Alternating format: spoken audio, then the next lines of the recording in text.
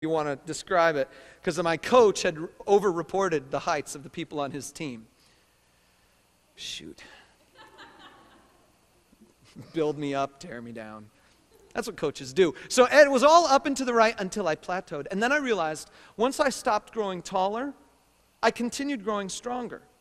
My bones continued to grow stronger. My muscles continued to grow stronger.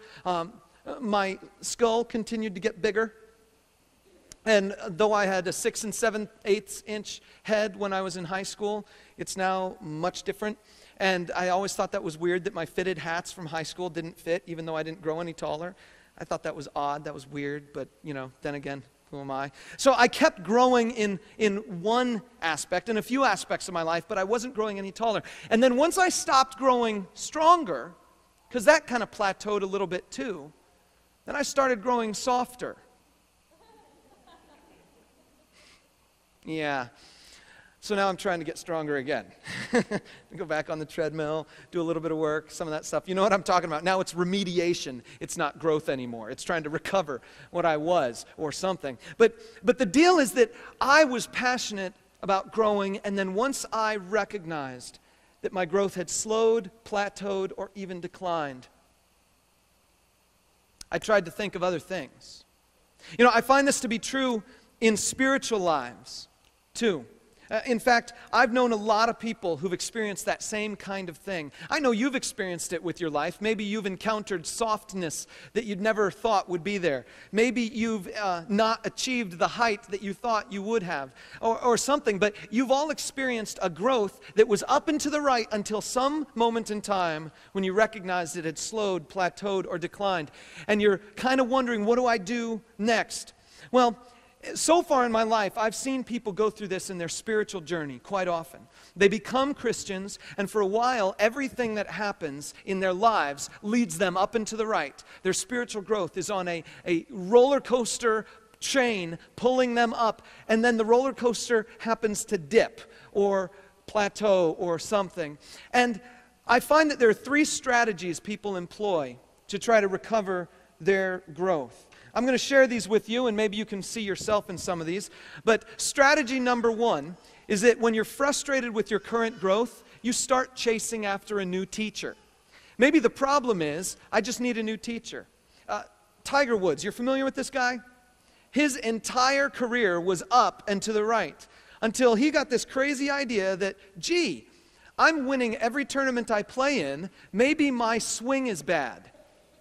And so he got a new coach, and he changed his swing about 3 years ago, and took him a year and a half to try to figure out how to swing the club this new way. But he was convinced that was what was going to help him grow beyond his plateau. Apparently, winning everything in sight is still a plateau, and he wanted to get better. And so he changed his swing, and then last year he hurt his knee, and he just had surgery. And so now he's trying to recover from surgery, a new swing, and a baby in his life. His son, by the way, he named him Charlie. He's a smart man, because my son's named Charlie. Anyway, so this is a guy who reached a plateau, he thought, and he went chasing after another teacher. You follow me? Sometimes people do that.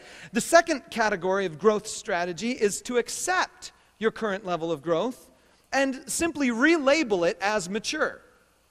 Here I am, my growth has plateaued, my growth has stopped, so I must be mature.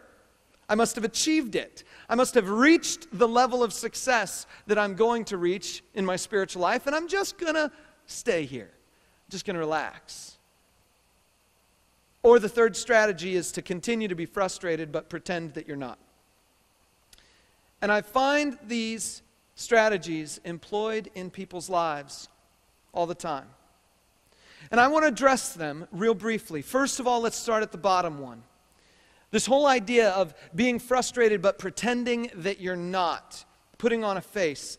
I want to let you know that's not kosher. We're not cool with that around here. If you've plateaued, admit it. And if you're frustrated with it, admit it. And let's deal with it together, and let's grow together, because I've got a promise for you. I've got a promise for you. I know you can guess it, but I'm just going to avoid saying it for just another minute. I've got a promise for you. And that promise is associated with the fact that you're on a path to become like Jesus. And you're not there yet. And I'm not there yet. So don't ever pretend it's okay because God is moving you somewhere and He wants to move you somewhere. Or what about the previous one?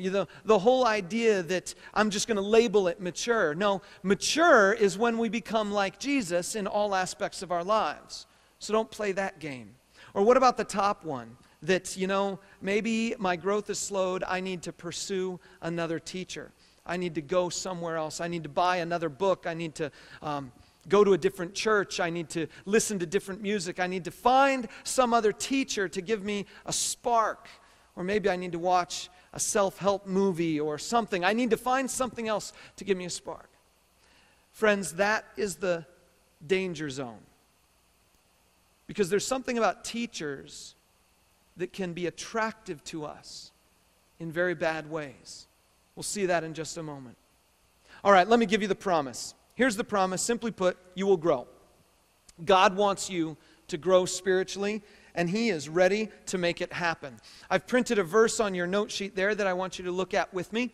It's from Ephesians chapter 4, beginning in verse 14. Let's read it. It says, "Then we will no longer be infants, tossed back and forth by the waves and blown here and there by every wind of teaching and by the cunning and craftiness of men in their deceitful scheming.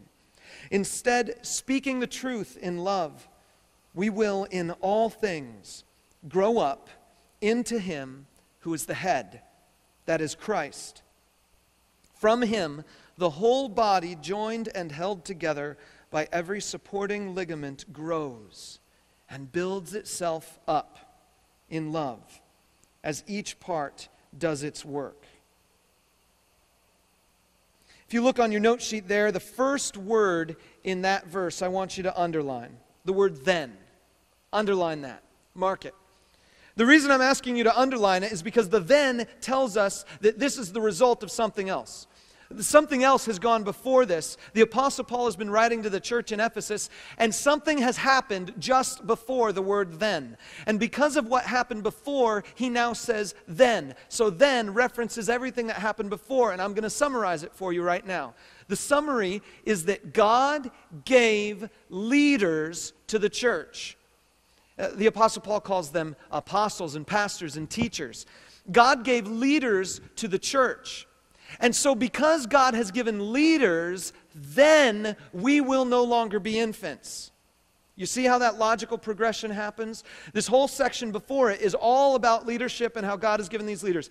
Because God has given these leaders, then we will no longer